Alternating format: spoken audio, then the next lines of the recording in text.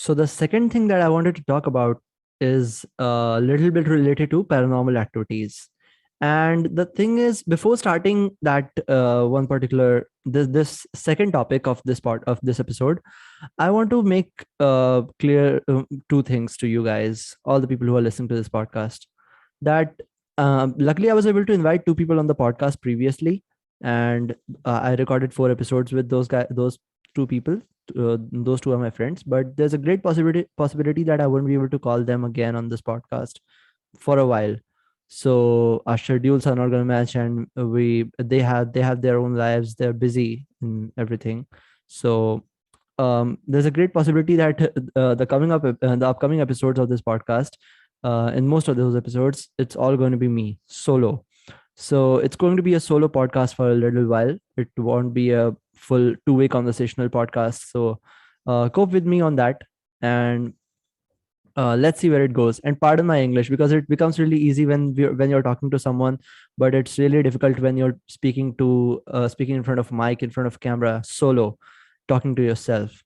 So I'm exactly not talking to yourself. I'm talking to myself. I'm talking to you guys, but still, there's not a two-way conversation, right? So let's get on with this. So what happened with me a few days ago was that I was scrolling through Instagram, and there's a page that I follow on Instagram, which is named the Retrospect Hub. And on that page, wait a minute, I'm going to share the screen, and I'll show the post to you that I read on that on Instagram. Yeah. Wait a minute, I'll share the screen just now.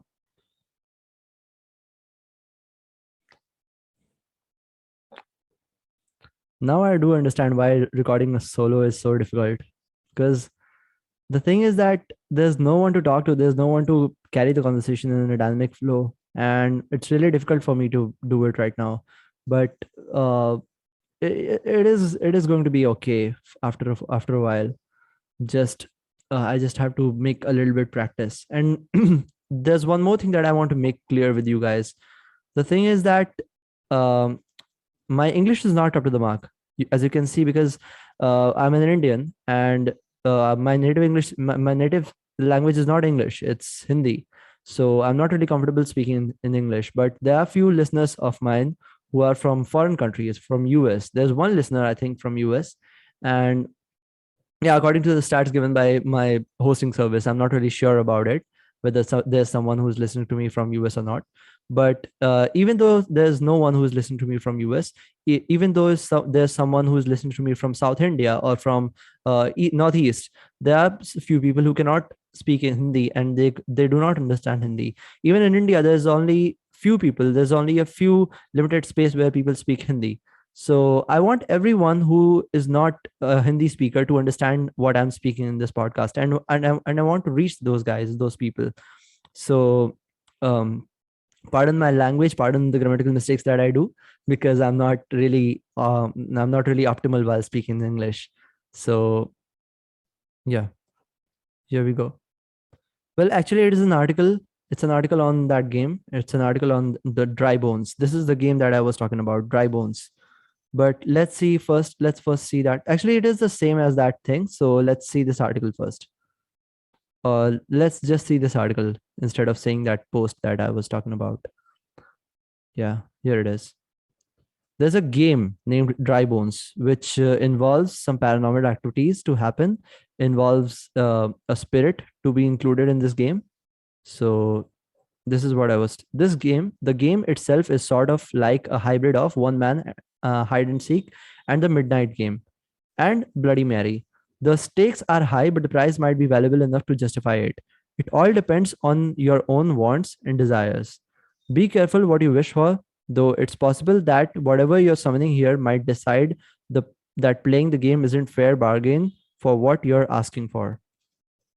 So it doesn't matter, even if you're asking for some big thing in the as a reward in this game, there's a great possibility that you might not be able to get as much big reward as you want for the thing for playing this game, because the stakes are too high. Even if you want something big, it's not worth risking your sanity or your life on that. Yeah. So the requirements of the game.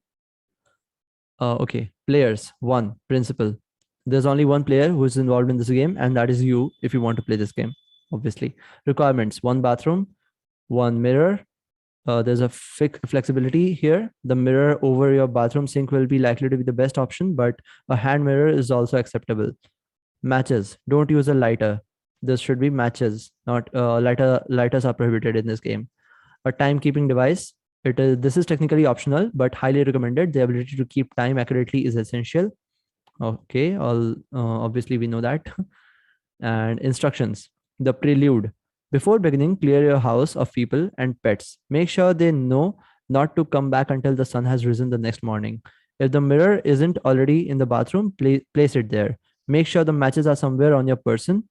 The same goes with the timekeeping device if using. Now, the invitation. Begin at 12:01 a.m. So the time is absolutely fixed. You have to begin at 12:01 a.m., not a minute earlier, not a minute later. Securely close anything in your house that can open: doors, closets, cabinets, etc. Everything. Turn off all the lights in your house as well as anything that might make noise. My God, this is really scary.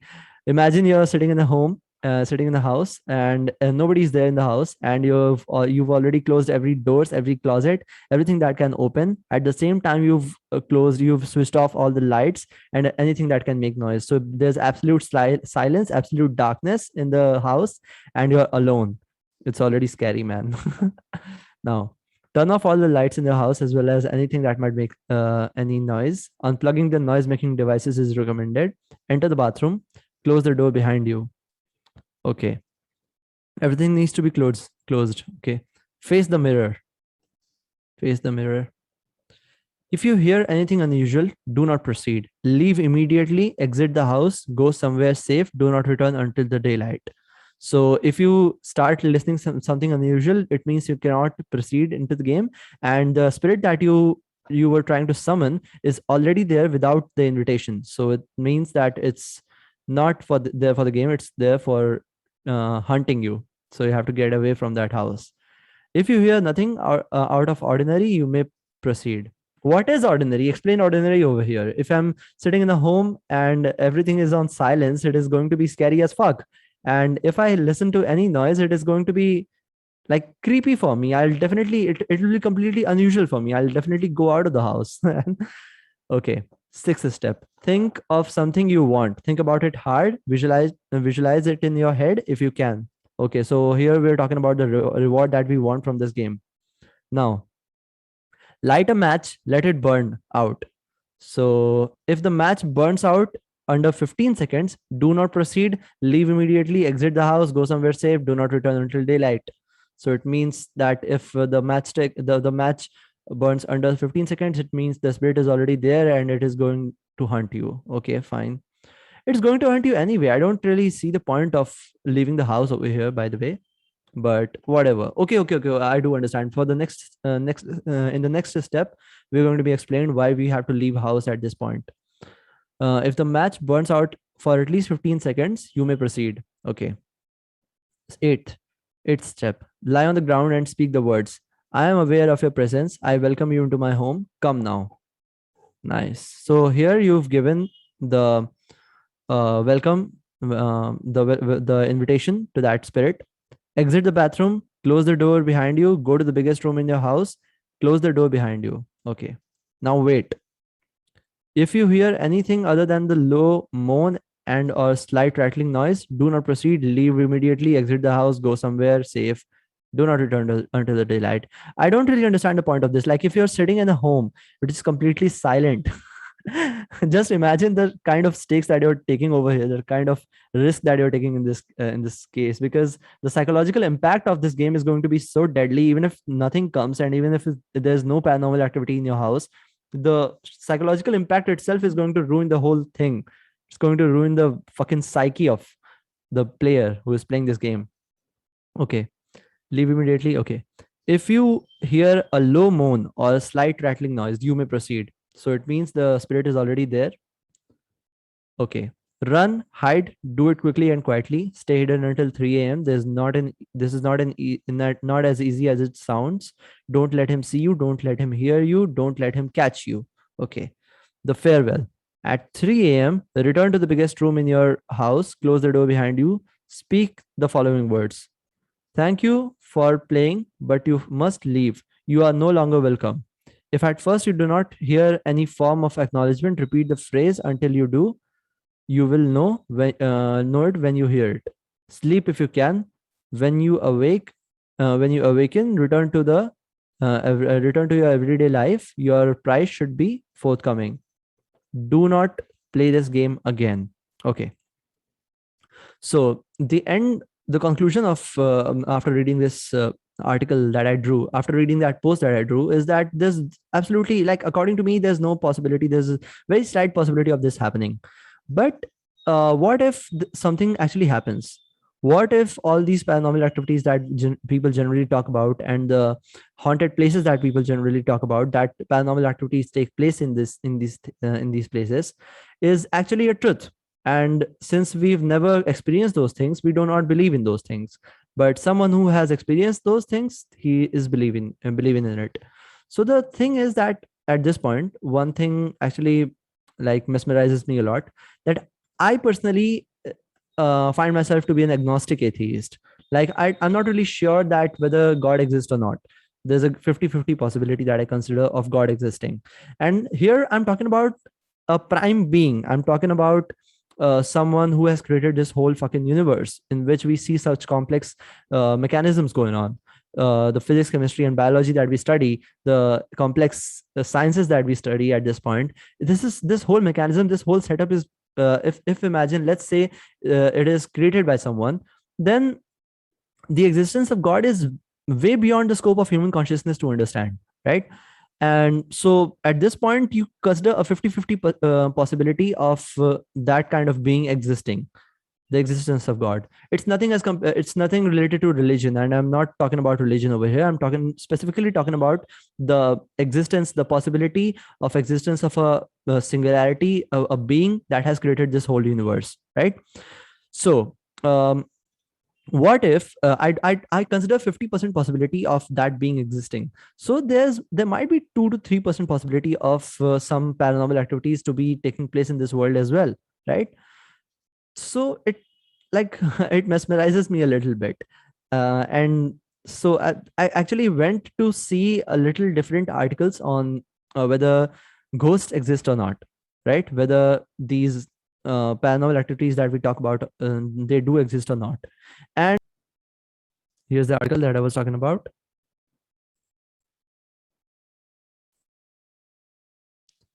Yeah. In 21st century, why do so many people still believe in paranormal? David Robson discovers there's good reason we hold superstitions and a few surprising benefits. Here it is. Soon after World War II, Winston Churchill was visiting the White House when he's said to have had an uncanny experience. Having had a long bath with a scotch and a cigar, he reportedly walked into an adjoining bedroom, only to be met by the ghost of Abraham Lincoln, unflapped even while completely naked. Churchill apparently announced, "Good evening, Mr. President. You seem to have me at disadvantage." The spirit smiled and vanished. Okay. His supposed contact with the supernatural puts Churchill in illustrious company. Arthur Conan Doyle spoke to ghosts through mediums, while Alan Turing believed in telepathy. Three men who were all known for the razor sharp thinking, yet couldn't stop themselves from believing in the impossible. Okay, so you've already taken this as impossible. Fine.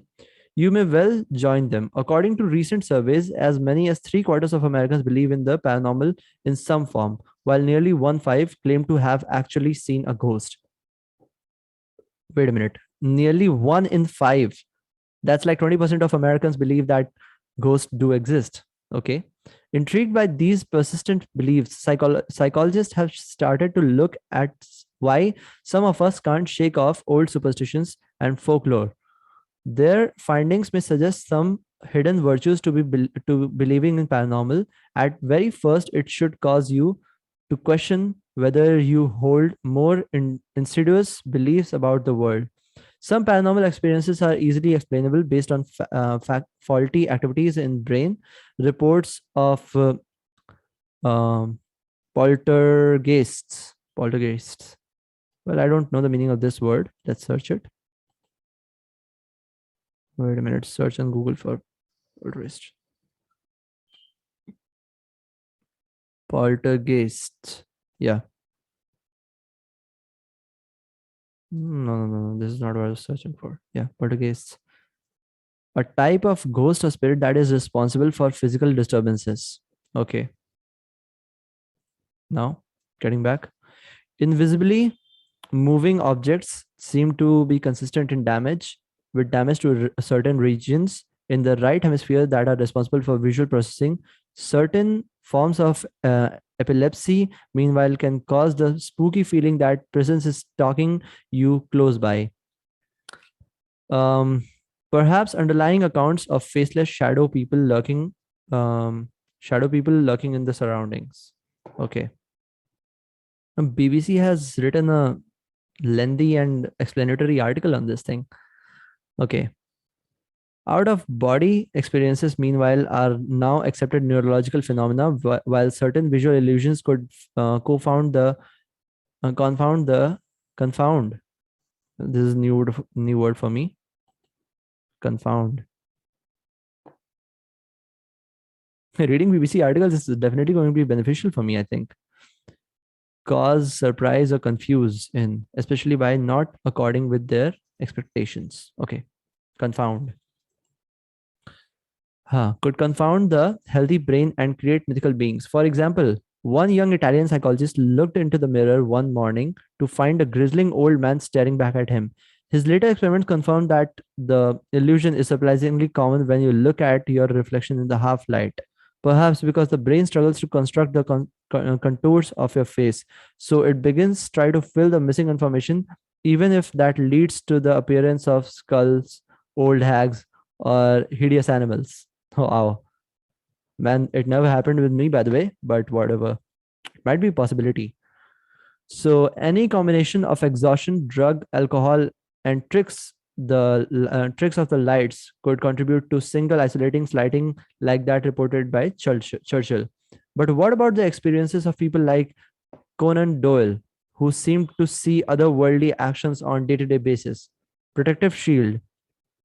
Psychologists studying religion have long suspected that belief in paranormal can be kind of shield from even harsher truths of the world. The idea is that when something unexpected happens, a death, natural disaster, or job loss, the brain scrambles around the answers looking for meaning in the chaos. It's such an aversive state that if it can't gain control objectively, we will get it by perceiving most structures around us even if they don't exist, says Jennifer Whitson at University of Texas, who studies pattern perception and no, judgment and decision making.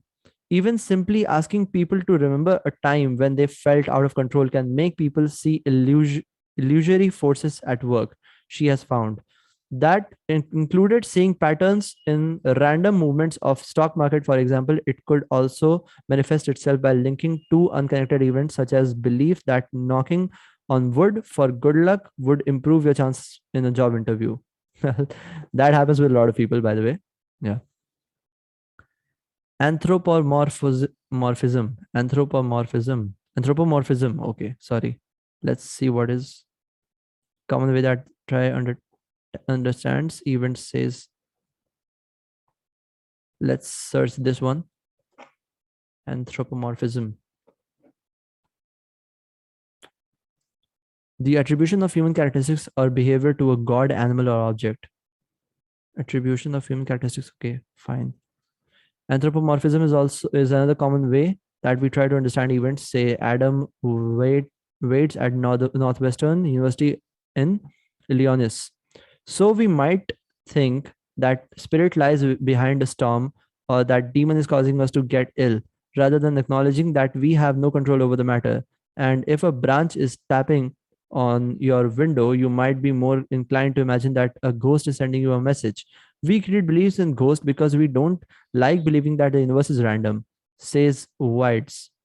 Yeah, that's true. That's true.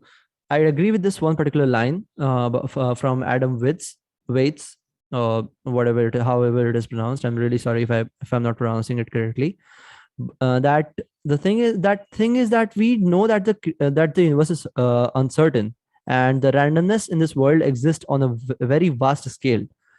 Many people call it by the name of um, Nova effect, the randomness in this world. But Nova effect is a different thing. It's a psychological effect that happens to you, that whenever you see something happening in front of you, which was not really good for you, you start thinking back.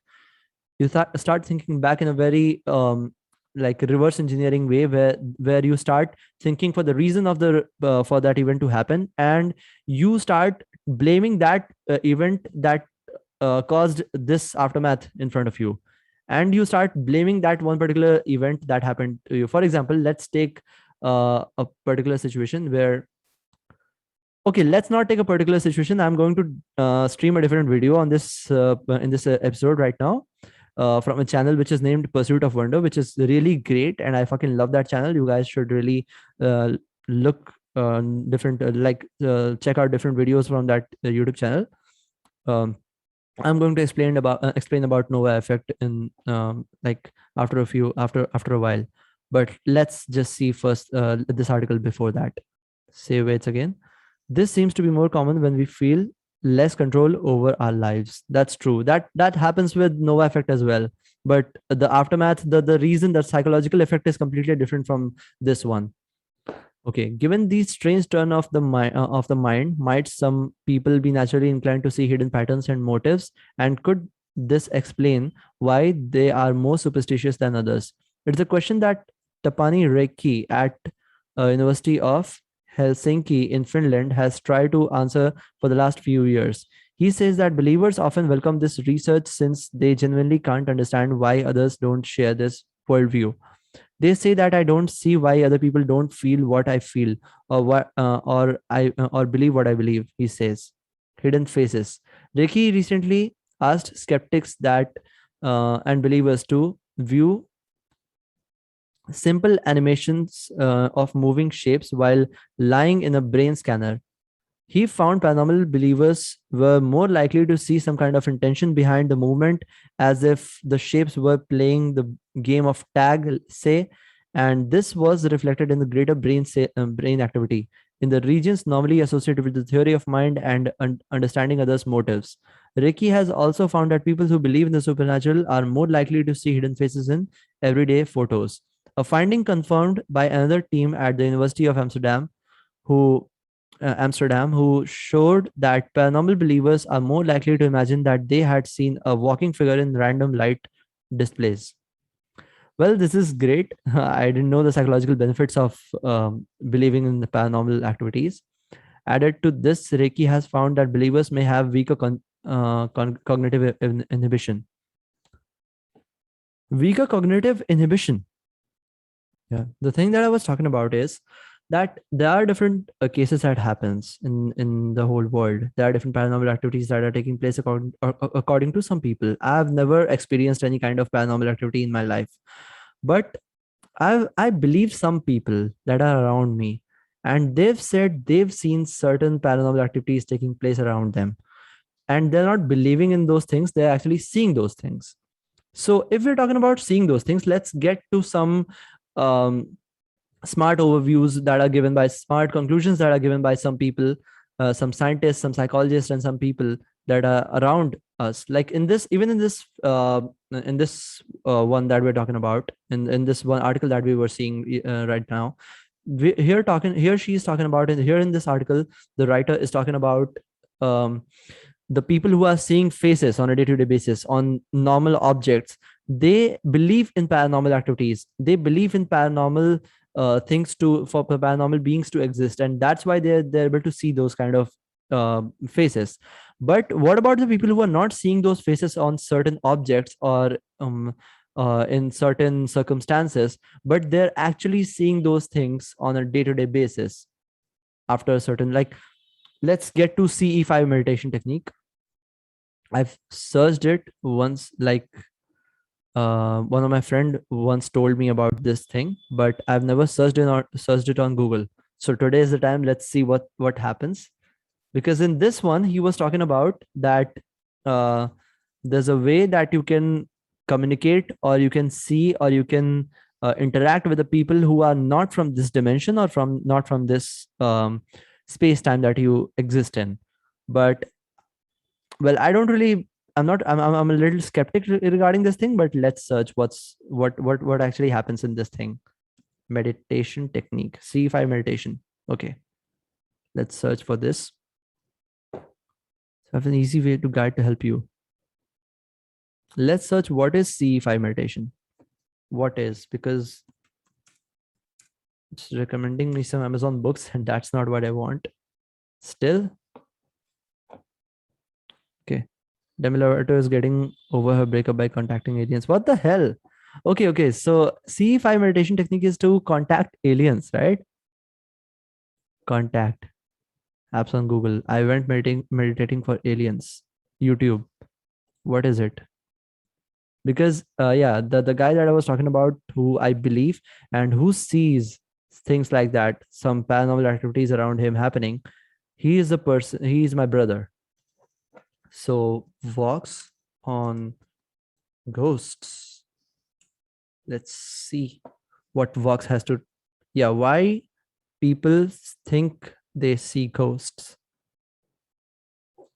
Yeah, let's see this video. If you believe the dead can return to haunt the living, you're not alone.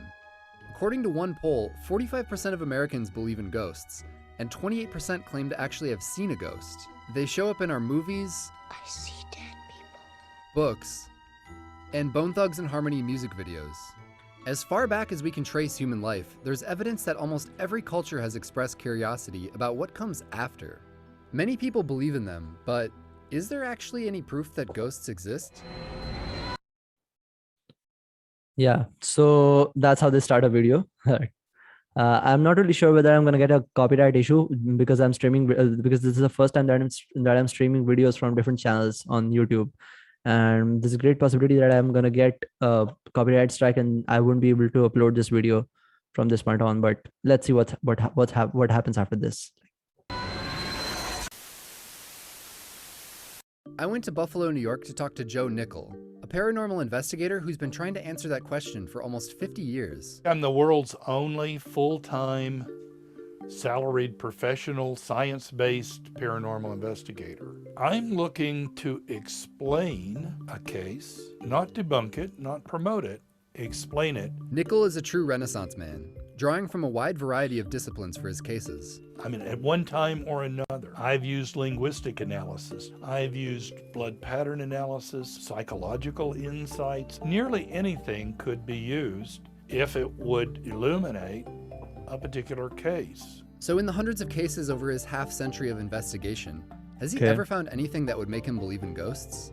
Not only have I never found a single case that I thought was proof of a ghost, neither has science. Not a single ghost or haunting has been authenticated by science. Part of what makes it difficult to investigate is all the different ways people have defined ghosts. Books flying off of a shelf? Ghost. Orbs in photos? Ghost. Mysterious footsteps in the attic? Ghost. Patrick Swayze seductively helping you throw a vase? Definitely ghost. All of the would-be evidence that ghosts exist from the consists movie. of ambiguous photographs, videos. The next day, his HD TV literally begins rocking violently from side to side all by itself, and first-hand accounts. Even if it's during the day, there's this eerie feeling that you get that there's someone there. Which, while fun and spooky, are not actually used to exactly be scientific proof. Okay, Ghost hunters often use gadgets. It actually used to be, there actually used to be a show on Discovery or Nat Geo, I don't remember on which, but in which there were families who were explaining certain things happening around them. They were explaining paranormal activities that were happening in their houses, and they were having personal accounts of ghost stories. But I'm not really sure how truth was it. how much truth of it, how much of it was a truth, and how much of it was exaggeration. Because Net Geo, I don't really think that everything that they were showing was a truth, was truth. Because yeah, I'm not talking about shows like Banged Up Abroad and everything, because they were like, obviously they were counting true stories and everything, but what about the things, I mean, which were they were talking about ghost stories, and also up to certain that up to that extent where you will think that there's a certain horror movie going in front of you and this is crazy. And I don't really think that level of haunting or that level of ghost story is a like paranormal activities might be happening in any houses. That is possible. I'm not really sure. Okay, so what they're talking about, electromagnetic fields. Gadgets such as EMF meters, a tool that measures electromagnetic fields, which ghosts can supposedly manipulate. But nobody's been able to explain exactly what the link is, and most scientists are pretty skeptical of this stuff. So there might not be any empirical scientific evidence that shows It's that pretty ghosts obvious. exist. Scientists are going to be skeptic of these things, obviously. But we're not talking about science over here. We're talking about something which is beyond the scope of science to understand. Because in this video also, like this guy was explaining how this guy I don't really remember the name of this person. Here he is. Promote it, explain it. Nickel is a true Science-based paranormal. Joe Nickel, right? Senior Research Fellow, Committee of Skeptical Inquiry. Well, it's a skeptical inquiry right from the beginning. I'm not really sure. Like, okay, fine. I do believe you guys ghost doesn't exist according to me as well. But what of the fact that there could be a possibility of ghosts existing? The science has not been able to get to the point where they are able to explain the ghosts or not. But that's a fact. Even 100 years ago, science was not able to explain a lot of things. And right now, if we're talking about explanation of ghosts, it's something which is beyond this human consciousness to understand. Like, you can observe only if science is based on observations, right? You take observations from your surrounding, and then you take things into account, you do some experiments, and then you get to certain like, there's a fucking algorithm that you have to follow, right? And in this thing, in this paranormal activity case, I don't really think that taking observations is going to be that easy. That's a problem, right? Okay, getting back to where we were. Personal accounts, electromagnetic. Yep, here it is. Such as EMF meters, a tool that measures electromagnetic fields, which ghosts can supposedly manipulate. But nobody's been able to explain exactly what the link is, and most scientists are pretty skeptical of this stuff. So there might not be any empirical scientific evidence that shows that ghosts exist, but that doesn't actually mean that you're crazy if you think you see one. There are plenty of logical explanations for paranormal experiences. One is infrasound, a sound that falls below the audible 20 Hz frequency. Infrasound can be produced by many things, including severe weather, humpback whales, or certain machinery like engines or fans. Researchers have hypothesized that exposure to infrasound can induce feelings of depression, chills, and the sense that somebody's presence is near you. The sound can even cause visual hallucinations. At the frequency of 18 hertz, it resonates with the structure of the human eyeball. And if you have a sound that resonates with something material, it'll make the material vibrate at that frequency. And when that happens to you, your eye begins to see things that are in fact not there. Swiss scientists have also been able to simulate a ghost in a lab. They made a robot that mimics the movement of the subject's hands with a mechanical arm that touches your back.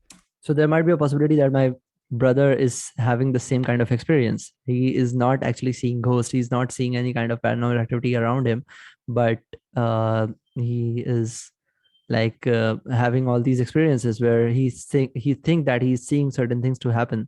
But the problem is that he is not the only one who has experienced all these things. There's another brother of mine, and he has experienced those things along with him. So there might be a possibility that both of them are having the similar kind of experience at the same time, right? Okay, whatever. What I was talking about is, let's see the truth behind the dry bones thing. I'm streaming all these videos and everything, but I don't know where I'm gonna get by doing all these things. Because if I'm talking about a solo episode, I'm streaming all these different videos. If I get a copyright issue, it is going to be really difficult for me to record a solo episode. And I don't really think that I'm so confident with this language that I can go on monologues for 1 or 1.5 hours straight without having any pauses or any problems, without having any issue, and being able to and I'm going to be able to record all those episodes on solo mode. Well, it is going to be a tough struggle from this point on. And another thing, I'm going to my hostel from tomorrow, from day after, on day after tomorrow, and I will be recording over there. I have to find some place and everything, so there might be a possibility that I'm going to have certain disturbances coming, and I won't be able to record with people for a while. So yeah, just cope with me, you guys. Thanks. Okay. Let's search the truth behind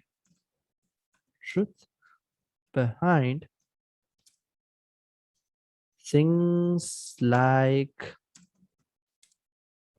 dry bones ritual, right?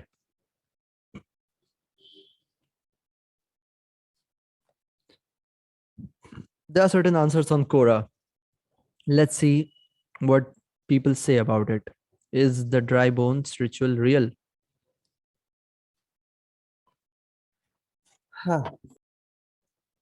Mark Isaac, former medical management at Cedars Sinai Medical Center. Sorry, but I'm not familiar with any ritual involved dry bones or something similar. These are passages in scriptures where various prophets were shown fields filled with dried human bones, and prophet was told that God could raise those dried bones. Okay, he's not understanding what we're talking about. Okay, let's get to another answer. It's rubbish. Apparently first posted on Reddit No Sleep in June 2013 by a user named Yomoma56. Delightful. Okay. Yeah, in the previous articles that we were reading, in this, no. Okay, I don't have that article right now. I removed it. But on that article, he mentioned this person, this user who first posted it on Reddit. 90% of these ritual questions that pop up on Quora have fairly recent origins. That is, are Three Kings or are No Sleep, r/No Sleep, or any of the various creepypasta sites. All creative writing platforms, all fiction. Consider the source before asking the question. So this is what he's talking about. So basically, these are creepypastas that were created, and this whole thing, the explanation about ghosts and everything, they have to be But with taken a into slight delay. consideration. When you delay the movement, it creates an unmistakable sensation for subjects that there's a ghostly presence in the room. This time it really felt like I was playing with something. So it wasn't myself that was poking me in the back, but it was as if I was playing with an animal, a monkey that was poking me in the back or something like that. While most ghost sightings can't be written off as a robot poking your back, this experiment does highlight how manipulating certain parts of your brain can produce what researcher Olaf Blank calls misperceived self-representation, Misperceived which can easily be self-representation. misconstrued as a ghostly presence. Sometimes even just a person's state of consciousness can make them feel or see presences. We can actually have people see ghosts, and those tend to be waking dreams that occur in the twilight between being fully asleep and fully awake. These kind of waking dreams can also be called sleep Sleep paralysis. which about 8% of people experience at some point in their lifetime. You feel like you're awake, but you're unable to move your body. Yeah, it actually happened with one of my friends recently. Not recently, sorry. I used to study in a boarding school, and one of my friends recently had this kind of at that time had this kind of experience. He was actually awake, but he was not aware of him being awake, right? So basically his body was asleep but his mind was awake, so he was not able to move his body, and it felt like that somebody is grabbing him on somebody is standing on him, and he's not able to, like, somebody is like groping him and just fixing him on the bed so that he cannot move his body. So that happens with a lot of some people, and that's when you realize, that's when you think that oh my god, somebody has possessed me and I'm not able to move. Like this happens with some people. Not like sleep paralysis really creeps out a lot of people. And it's often accompanied by terrifying visuals Nightmares of like sleep shadows, paralysis. people, or even monsters, Yeah, which, if you that didn't know happens what was as well. happening, would be easy to confuse for having seen a ghost. Exactly, this is Another what possible happens. explanation for ghostly sightings is grief. One study found that up to 60% of people that lose a spouse claim to see or hear their dead loved ones. In his book about hallucinations, Hallucination neurologist Oliver Oliver Sacks. Sacks said that seeing the face of a deceased loved one can actually help you cope with your grief. This sort of hallucination is not frightening, it's often very comforting. It seems to be part of the mourning process. Okay. And it really, a sudden hole has been left in one's life, and this helps it to heal over. There is no question that most of the paranormal. So basically, it actually happened with me as well. Not exactly me, but some members of my family. When my grandfather died 2 years ago, some members of our family started seeing him around in the house. They were feeling that he is there and he is like roaming around in the house and stuff like that. It's like a psychological effect that happens with a lot of people. One of my friends' brother is psychiatrist, and he explained this thing to me. Like it happens when you really want someone to be around, but he is not. He is no more around you, and he is no more with you. So it basically well, I don't know how it creates that kind of psychological effect where it really helps you in the mourning process, and it really helps you to get over that fact that he's no more and he's not around. That person is not a member of your family anymore. Promotes something very positive. There are a few exceptions, but all have to do with our hopes and our fears. We're hopeful that ghosts exist because then we don't really die. Our loved ones are not gone from us. They are real and alive. I remember when my grandmother died and how much I did not want that to be the case. But the ghost idea, the idea that we just get up out of our bodies and continue on, is powerful. Because who doesn't have an instance in which he or she would say, I just wish I could have told my mother this one thing. Or I wish my father knew I wasn't really mad at him that time. So ghosts may not actually exist. Actually happens. But I'm specifically talking about this psychological thing over here, that where people actually leave us and then are no more the part of your life, and just believing that they're still there. They're in the form of spirits. They are out of the body and are still continuing their journey. So that's the point where you start thinking like he might be around, and I must say this thing to him. It actually lightens you a little bit, that he can still hear you, he can still listen to you, or she can still listen to you, and you can share those feelings that you were not able to do when they were alive. That's a psychological benefit that happens when you believe them to be around you even after they die. It's psychological effect. It happens with a lot of people. Actually, it is written there in Bhagavad Gita, the holy books of Hindus, that when people die, their spirits leave their bodies and go on a journey to the heaven or hell. Like it happens with a lot of, like it's written in every religion. It's in different forms, in different holy textbooks, right? But there's no scientific backing, obviously, because it's a mythology, right? And the things that are written in mythology, most of the things, they don't have any scientific backing. So the fact that whether people do exist out of their bodies, whether spirits, ghosts, and these things actually do exist, is really puny, and there's not even a single possibility. Like there's absolutely no possibility. I'd still consider 2% possibility of that really happening, because I'm not really sure about it. But I'm still on that same thing where I started it. Like these kind of things, I'm really skeptic of these things, but still there's a slight possibility of it really existing. So here Vox actually perfectly explained how we see ghosts and how we see paranormal activities around, we feel paranormal activities around us happening. And this is all about it. The first thing that I was talking about, like the instance where we were talking about the dealing with failures, right? So let's watch the first video that we encountered while searching for it, Shwetab's first video on failure. Let's go on that, and let's do a little bit of discussion on that as well, because this time around I'm doing a solo podcast, so maybe I'm recording a solo episode, so I have to like take into account whatever I have right now, I have in my arsenal. Actually, before starting this video, I want to make one thing very clear, because this video is something that is this I've already watched this video, and this video actually changed a majority part of my personality that I am right now, because I consider Shwetab to be a mentor. I consider him to be my mentor, and I got to learn a lot of things from him. So he's a really wise guy, and the one thing that I'm really like in admiration for him is his English. The way that he speaks English is truly amazing. He includes variety in his vocabulary. He includes variety in the way that he in the way that he talks. He use creative expressions.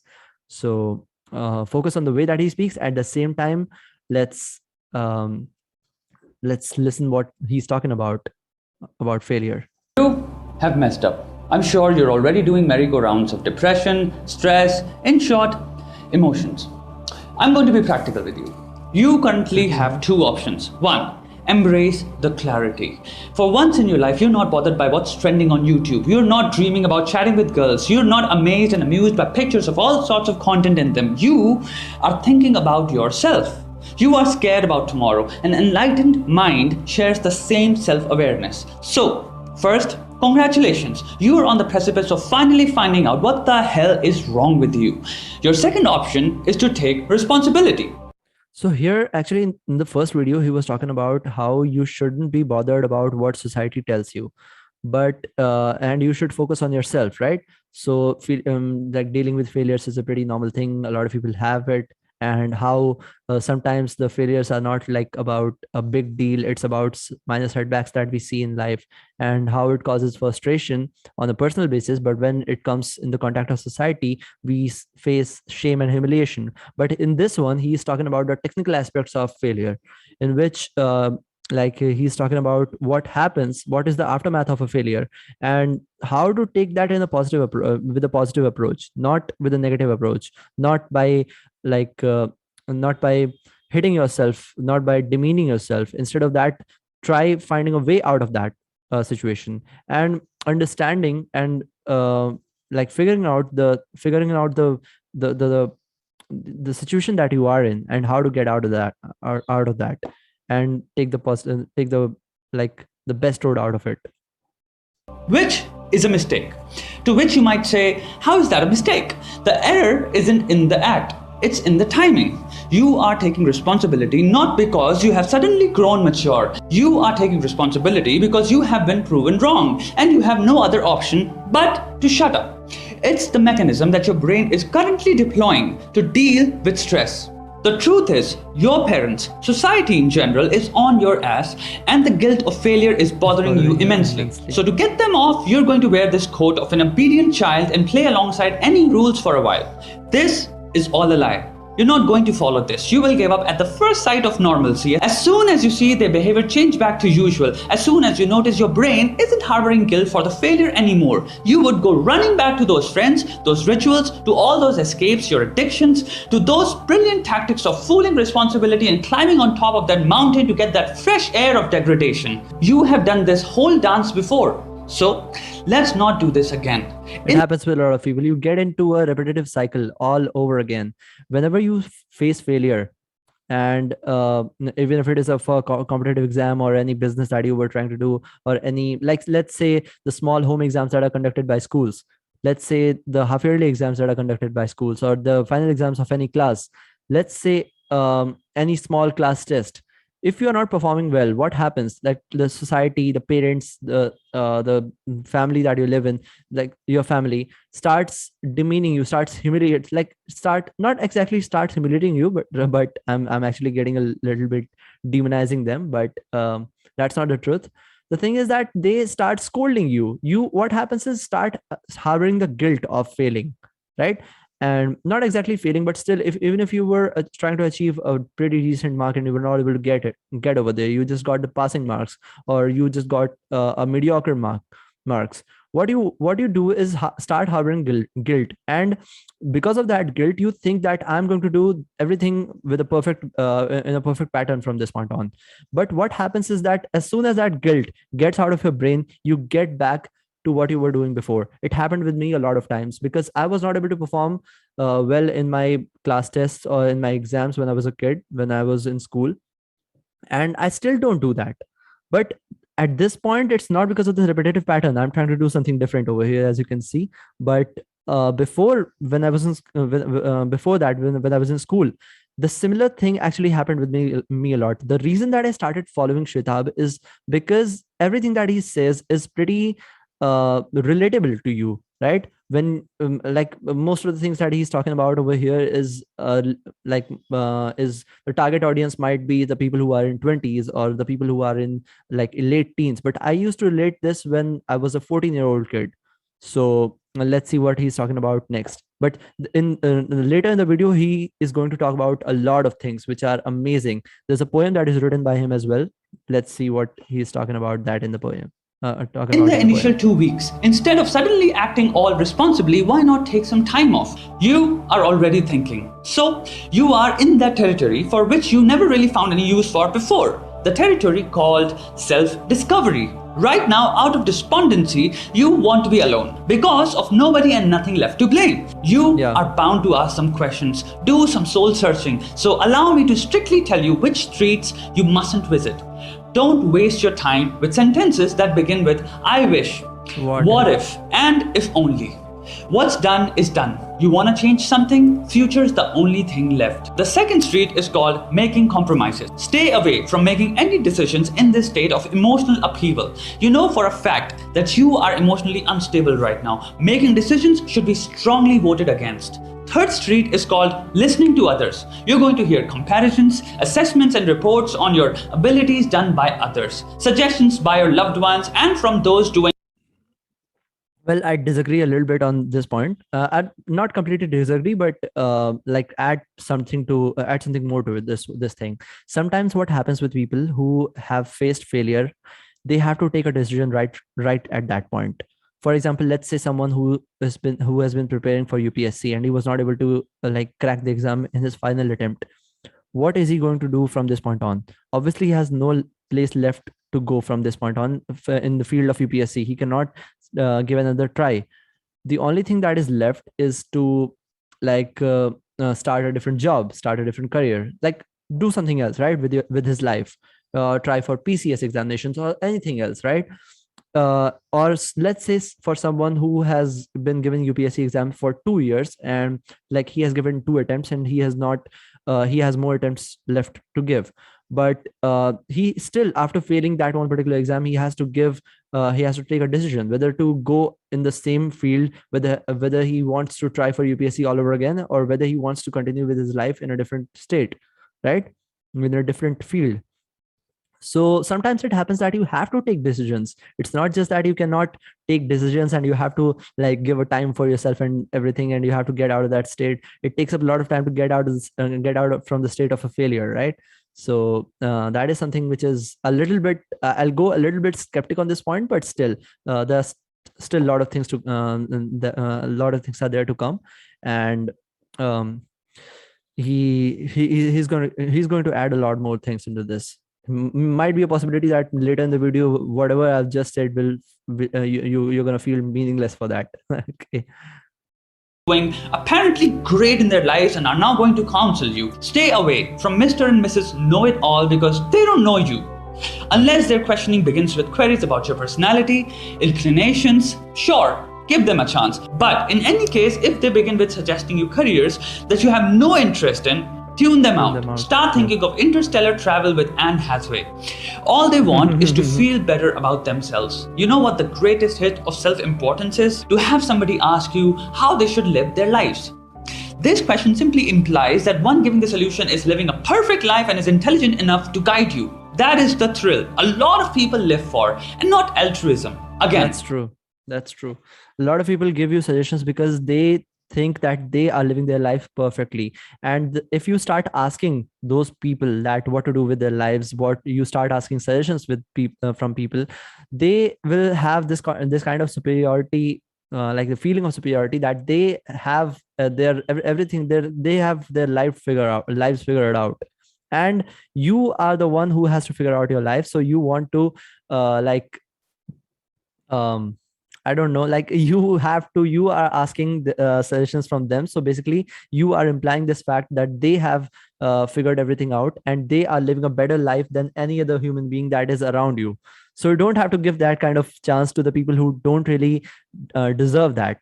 Like if and the point that he had it, that whether people start asking for your personality, like about your personality or your inclinations, then surely you can give them a chance, because there are a lot of people around you who are genuinely curious about your personality, who are genuinely curious about you, what you want to do in the future, and what are the possibilities that you have in front of you, what are the opportunities that you can avail at that point. And they are definitely there to help. They are genuinely there for helping you, not just to give that kind of some kind of self satisfaction to themselves, right?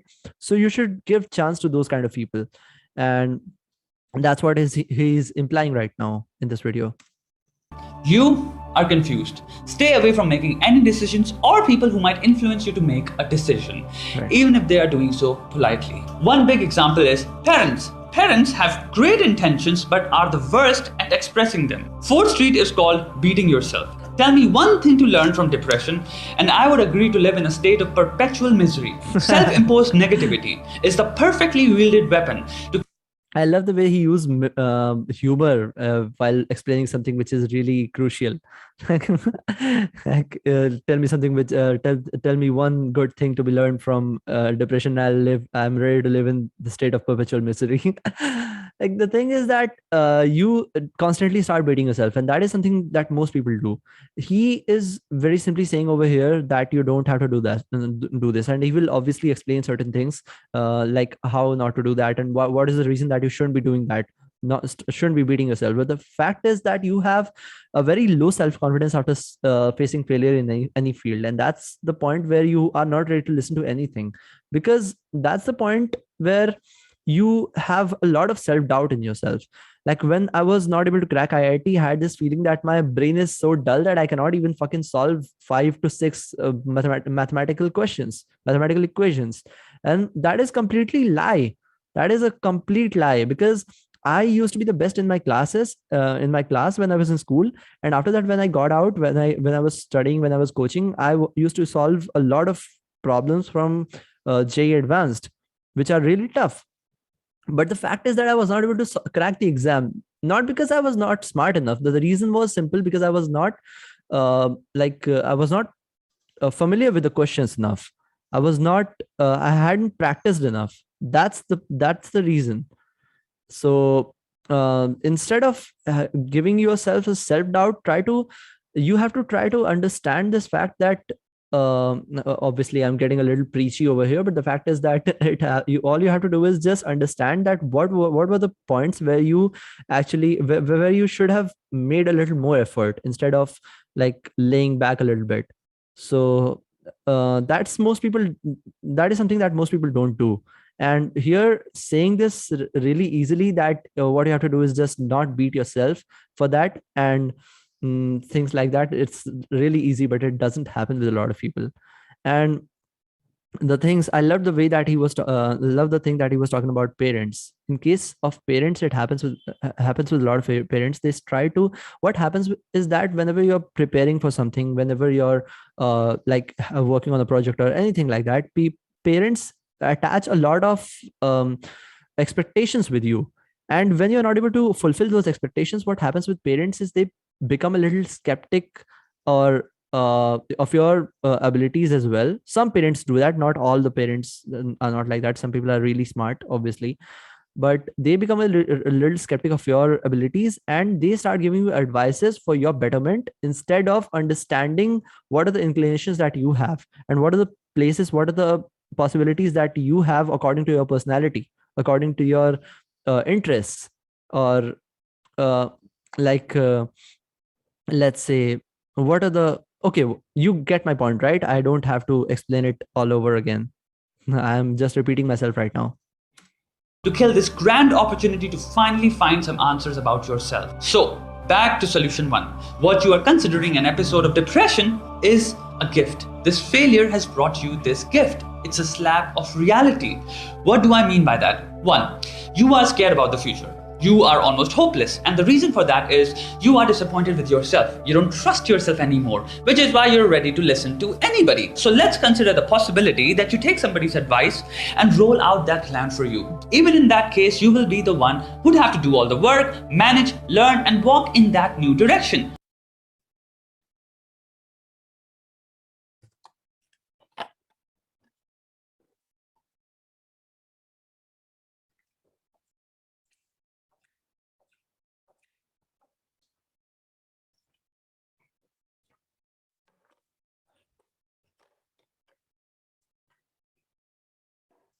So if you are disappointed with yourself, why would you appoint the same self a new direction that has been suggested by someone else and think that would work? They are not going to hold your hand and walk you through the entire journey. They will leave the first thing because they have their own lives. So instead of talking to people and confusing yourself even more, ask yourself, what do you really want? Because right now you are in that place. Actually, the thing is that when you reject the ideas from others, you have to be really smart, and you have to become like you have to get in an analytical mode to understand what you want to do with your life. Because whenever you face failure, what happens with people is generally is that they reject the ideas of others, but they don't have the idea to do anything by themselves as well. That's a problem. You have to become a really smart human being first of all, because that's where the point where nobody is going to like bash you, and there is no one who can like question your decisions at that point, because you're smart enough to understand your own ideas. You're smart enough to create new ideas. You're smart enough to identify the opportunities that you've got at that point. And that is something that you have to do, right? That's really important. Okay. Where you'd make any promise to get yourself out from this miserable state and back to normality. And in 4 weeks, you will forget all those promises too. A lot of people after a failure say, I'm going to get my life in order, I'm going to change. And they forget that pretty soon. You have seen that happen. A lot of you have done that. It's time to call out your own bullshit. Ask yourself. I'm one of those people, obviously, so I completely understand what he's talking about. What do you really want? Same old promises for a month or something permanent? 2, an opportunity has been taken away from you because you took it for granted. But accepting that doesn't solve anything. What were you supposed to do versus what did you actually do? You need to have concrete details on actions that led to this failure. You need to vilify certain types of habits, behaviors, and actions. Completely demonize them in your mind so you can see them as the enemy from now on. It could be friendship with certain people, gaming, chasing love, stupid habits of being online. You need to get it out in all honesty and visibility so you can look at it and say, this is why I lost. Okay, the thing is that at this point what I want to talk about is has nothing to do with the materials that he's putting forward, but the way that he's representing the ideas. The thing is that the recent videos that we see of Shritab, in those videos he's simply talking to the people that he's basically talking to the audience, right? He's basically addressing the audience, and he's talking to it without having any detailed blueprint of the things that he's going to talk about, much like me, without having any background music or anything like that. But the thing is that what happens with background music or anything like this, the subtitles going on or quotes written on the background, what happens is that your brain gets stimulated. There's a psychological factor which adds up to it.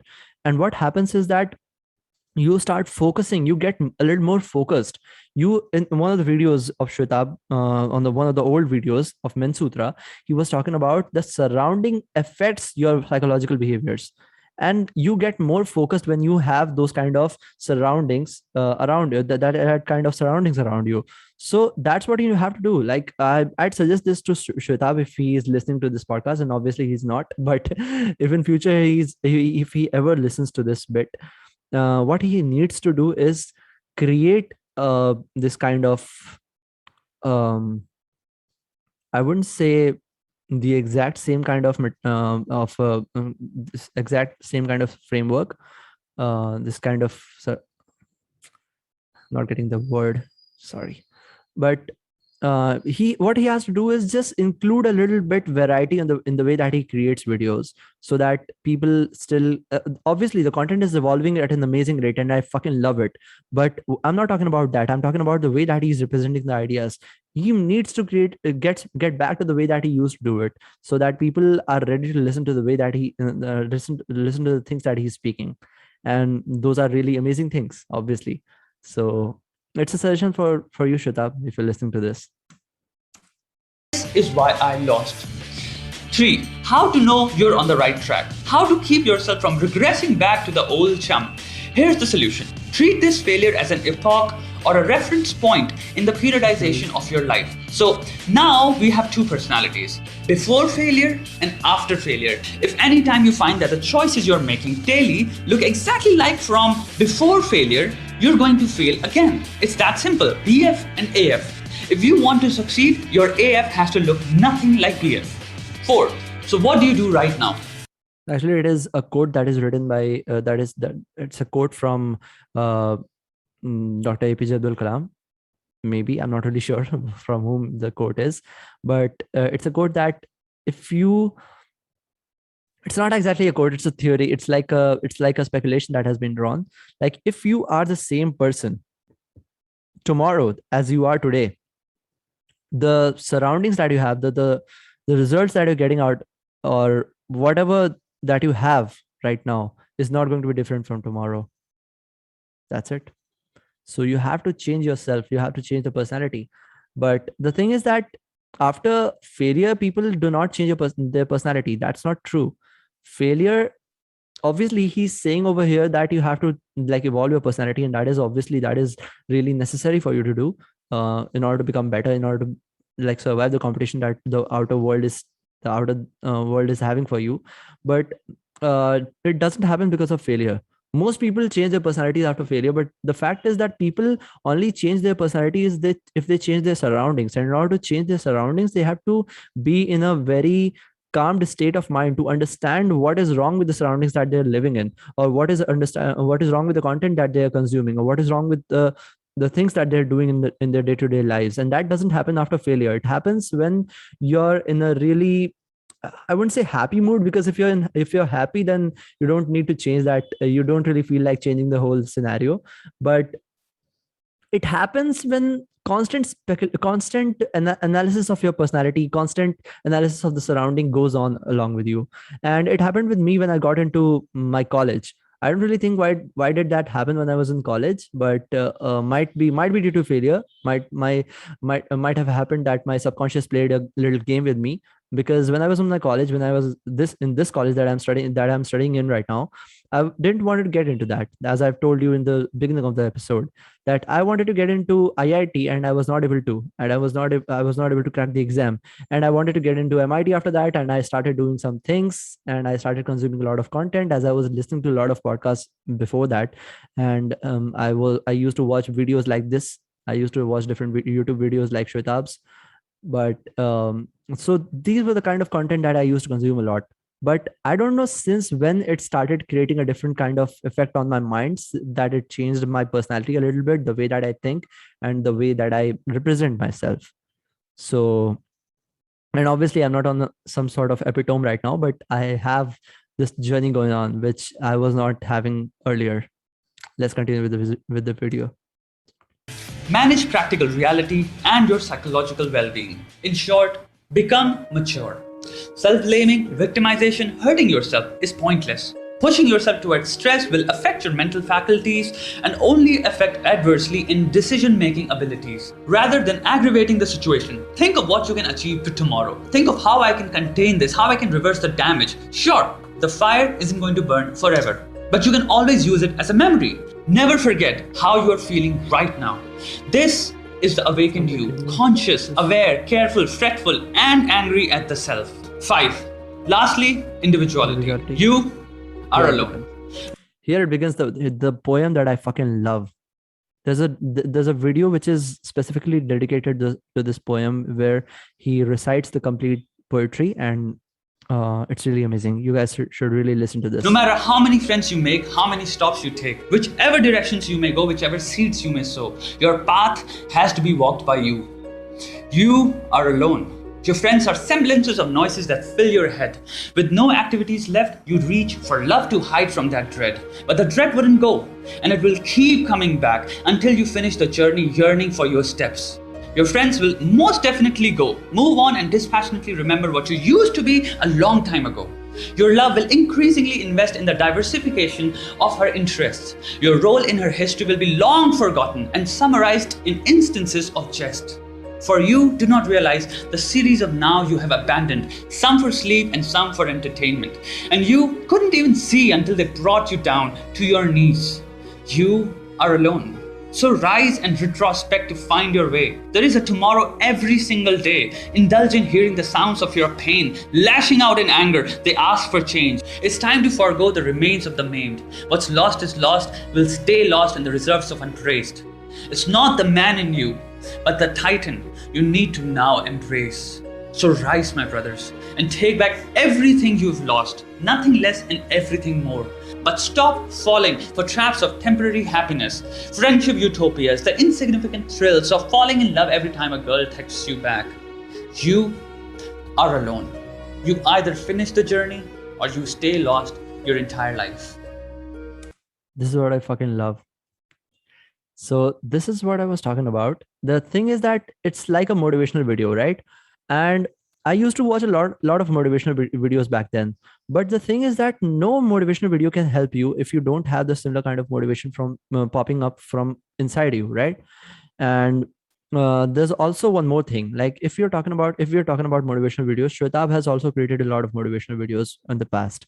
The thing is that motivational videos has to be consumed in a very limited dosage. Like it's going to give you a little bit of high, a dopamine high, which helps you to get back to work. But the problem is that some people do not use that high to get back to work. They start abusing that dopamine spike that happens whenever you watch a motivational video. That's why a lot of people are binging on motivational videos, which creates a great like businesses for these YouTube pages, these businesses for Instagram pages, for YouTube channels, for videos that are popping up.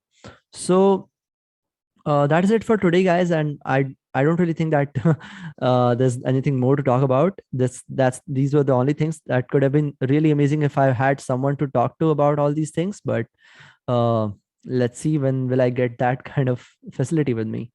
But okay, let's stop it over here. And it was really nice talking to you guys. Goodbye.